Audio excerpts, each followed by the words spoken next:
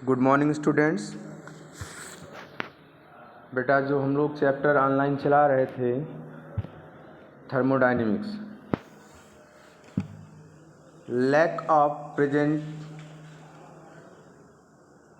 Student, वो online classes क्या कर दी गई, स्थगित कर दी गई, जिस कारण आज हम लोग एक नए चैप्टर जिसका नोट्स आपको प्रोवाइड कराया जा चुका है, केमिकल इक्विलिब्रियम, उसके बारे में पढ़ने जा रहे हैं। तो केमिकल इक्विलिब्रियम में बेटा है क्या, बेसिकली देखिए हमको पढ़ना क्या है। ये हमारे चैप्टर का नाम था केमिकल इक्विलिब्रियम। इसमें जो सबसे पहले हमको बेटा पढ़ना है टाइप, उसके बारे में पढ़ना है क्या, आपका रिएक्शन, केमिकल रिएक्शन। बेटा केमिकल रिएक्शन जो होता है वो हमारा दो टाइप का होता है। अगर उसके हम रेट के थ्रू देखना चाहें किस तरफ हमारा रिएक्शन बढ़ रहा है, उसके आधार पे हमारा जो केमिकल रिएक्शन होता है वो दो टाइप का होता है बेटा। पहला होता है आपका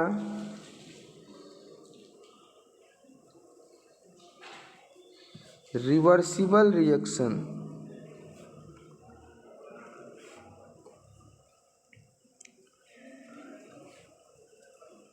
पहला हमारा है रिवर्सिबल रिएक्शन। दूसरा है हमारा बेटा क्या, इरिवर्सिबल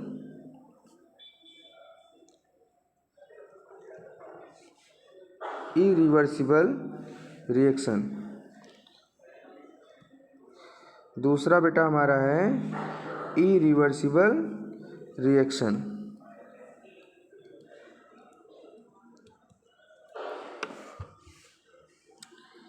इरिवर्सिबल रिएक्शन अगर हम लोग देखा जाए तो बेटा ये क्या होता है, किसके आज बेसिस पे इसको बांटा गया है, तो अगर हम उसको देखा जाए तो बांटा गया है किस तरफ हमारा रिएक्शन बढ़ रहा है। जैसे ए हमारा क्या है, प्रोडक्ट है, सॉरी ए हमारा क्या है बेटा, रिएक्टेंट है। ए हमारा क्या है, एक रिएक्टेंट है हमारे पास ए, और ये इससे हमको क्या कर रहे हैं, प्रोडक्ट हम गेन कर रहे हैं। प्रोडक्ट हमको क्या मिल रहा है, पी मिल रहा है। अगर यह रिएक्शन जो एक ही डायरेक्शन में हो रही है, मतलब एक टाइम में किसी प्रकार का अगर चेंज कर लेंगे तो ए से अगर हमारा प्रोडक्ट मिल गया तो उस टाइम हमको पी से ए वापस से नहीं मिलेगा। उस टाइम पर्टिकुलर टाइम में चाहे हम कंसंट्रेशन चेंज कर दें बेटा, चाहे हम टेम्परेचर चेंज कर दें, चाहे हम प्रेशर चेंज कर दें, हमारा क्या होगा, एक तरफ ही मिलेगा। बेसिक अगर हम इसको डिफाइन करना चाहें तो पहला हमारा रिएक्शन कौन सा है, हम ले रहे हैं इरिवर्सिबल, क्योंकि इसके बारे में हम इस चैप्टर में हमको नहीं पढ़ना है। इस चैप्टर में हमको पढ़ना है क्या, रिवर्सिबल रिएक्शन के बारे में। तो हम आज हमारे पास टॉपिक जो है वो है आपका इरिवर्सिबल रिएक्शन। पहले देख लेते हैं हम लोग।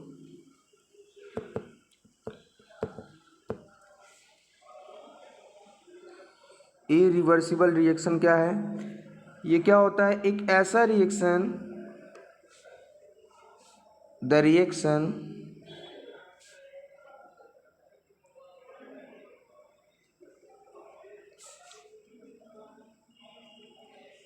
in which reactant change into product but at the same time,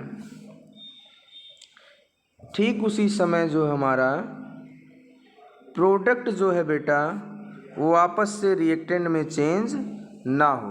that means जो प्रोडक्ट हमारा वो वापस से रिएक्टेंट में चेंज ना हो, अगर तब वो रिएक्शन हमारा क्या कहलाता है, इरिवर्सिबल रिएक्शन कहलाता है। दैट मीन्स अगर हमारा रिएक्टेंट जो है वो चेंज हो रहा है, क्या कर रहा है, प्रोडक्ट में चेंज हो रहा है, लेकिन ठीक उसी समय किसी प्रकार के चेंज करने के बाद हमारा क्या हो जाए, प्रोडक्ट भी डायरेक्ट रिएक्टेंट में ना चेंज हो, तो वह रिएक्शन हमारा क्या कहलाता है, इरिवर्सिबल रिएक्शन होता है। नेक्स्ट हम लोग देख लेते हैं बेटा रिवर्सिबल रिएक्शन। हमारे पास क्या है, रिवर्सिबल रिएक्शन,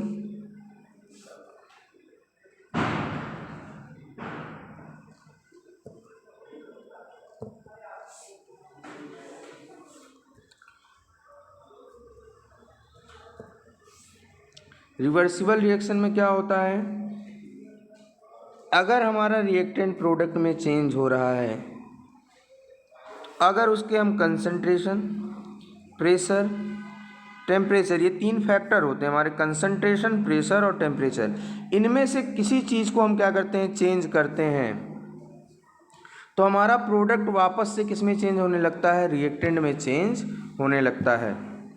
वो चेंज आगे हम लोग बताया जाएगा। दैट मीन्स ऐसी reaction, those reaction in which reactant can change into product and product can also change into reactant, the reaction is called reversible reaction.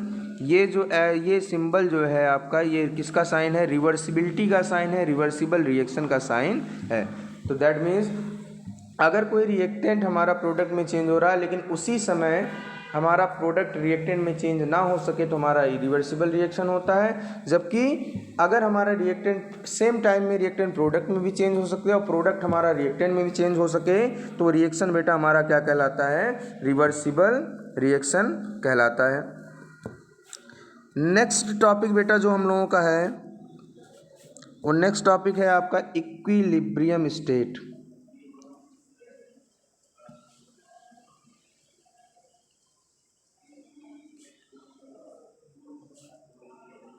Topic हमारा क्या है, इक्विलिब्रियम स्टेट। इक्विलिब्रियम स्टेट क्या होता है बेटा, कहते हैं the state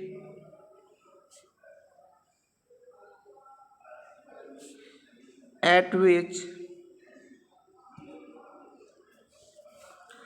concentration of reactant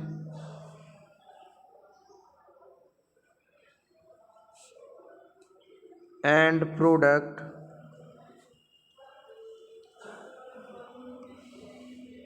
do not change with time,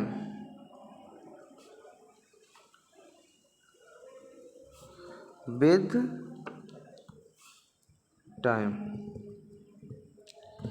that means एक ऐसी स्टेट, जैसे हमारे पास रिएक्टेंट है, प्रोडक्ट में चेंज हो रहा है, कोई एक ऐसी स्टेट आएगी आपकी जब दोनों का कंसंट्रेशन सेम हो जाएगा, या फिर हम कह सकते हैं कि इसका भी कंसंट्रेशन चेंज नहीं हो रहा है, इसका भी कंसंट्रेशन कोई चेंज नहीं हो रहा है, उसी स्टेट को हम क्या कहेंगे बेटा, इक्विलिब्रियम स्टेट कहेंगे। दैट मीन्स ऐसी स्टेट जिस पर ना तो कंसंट्रेशन प्रोडक्ट का चेंज हो रहा हो, ना तो कंसंट्रेशन हमारा रिएक्टेंट का हो रहा हो, चेंज हो रहा हो, तो वही स्टेट हमारी क्या कहलाती है बेटा, इक्विलिब्रियम स्टेट कहलाती है।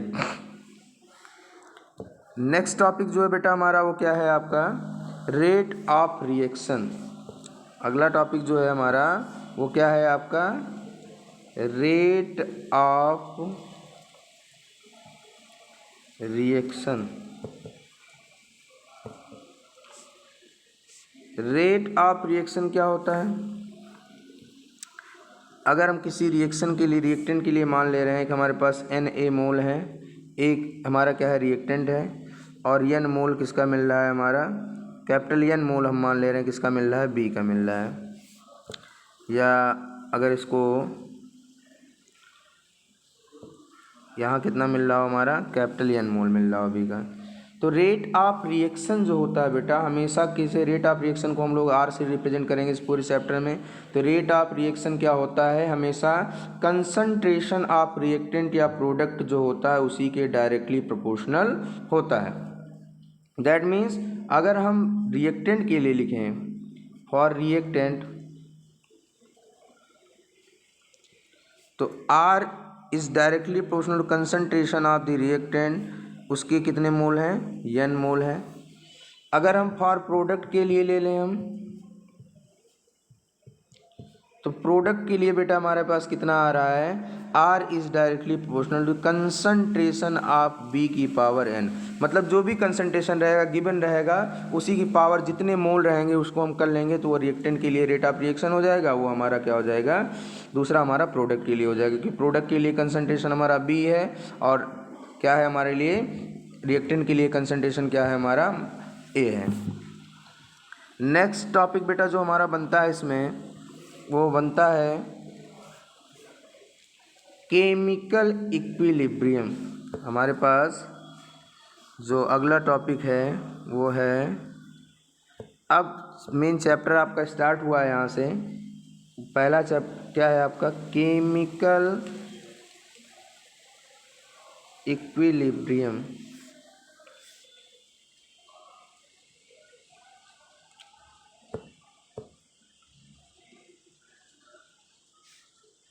Chemical equilibrium. अब केमिकल इक्विलिब्रियम क्या होता है बेटा, इसको ज़रा हम लोग ध्यान से समझें कि हमारे पास वही चीज़ है, एक इसमें चेंज हो रहा है हमारा, बी में चेंज हो रहा है। तो इसके लिए बेटा हम लोगों को अगर लिखना है, या अभी हम देख ले रहे हैं कि the state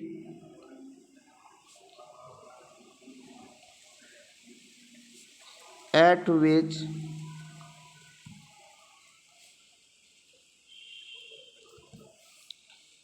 rate of forward reaction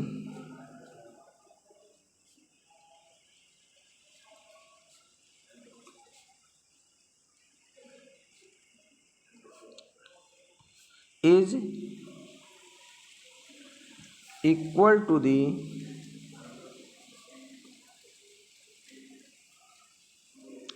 rate of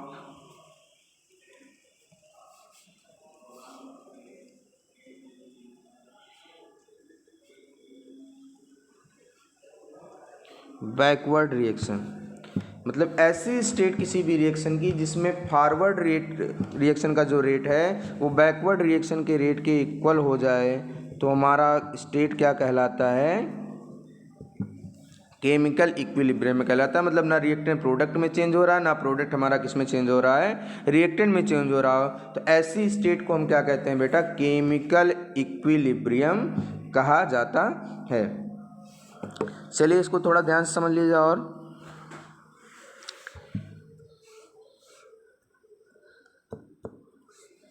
suppose that हमारे पास जो रिएक्शन है एक,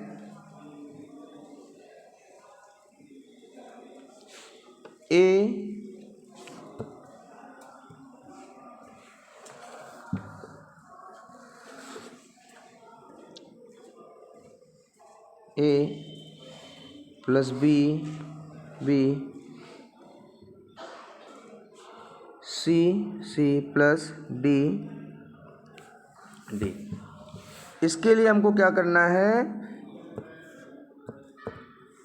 केमिकल इक्विलिब्रियम की हमको फाइंड आउट करना है। The rate of forward reaction is equal हो जाएगा concentration of A, is directly proportional हो जाएगा ए की power A and B concentration of B की power B. Equation number first, और we can say R F is equal to हो जाएगा हमारे पास कांस्टेंट आ जाएगा के एफ, ए की power A and B to the power B. इसको हम बांट लेते हैं बेटा इक्वेशन नंबर फर्स्ट। अब बैकवर्ड रिएक्शन के लिए क्या हो जाएगा, हमेशा प्रोडक्ट का लिया जाएगा कंसंट्रेशन ऑफ प्रोडक्ट की power C, concentration of D की power D, which can be written as R B is equal to the K B C की पावर सी एंड डी की पावर डी। इसको मान ले रहे हैं इक्वेशन नंबर सेकेंड। तो बेटा एट केमिकल इक्विलिब्रियम पे आप जानते हो कि R F equal to the क्या होता है, आर बी के इक्वल होता है। That means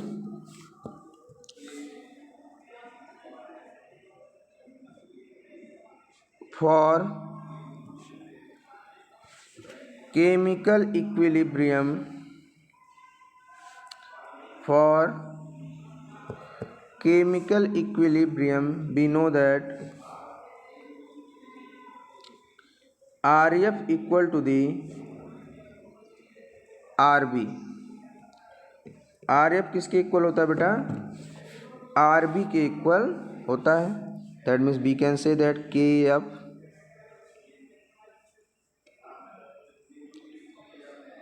A to the power A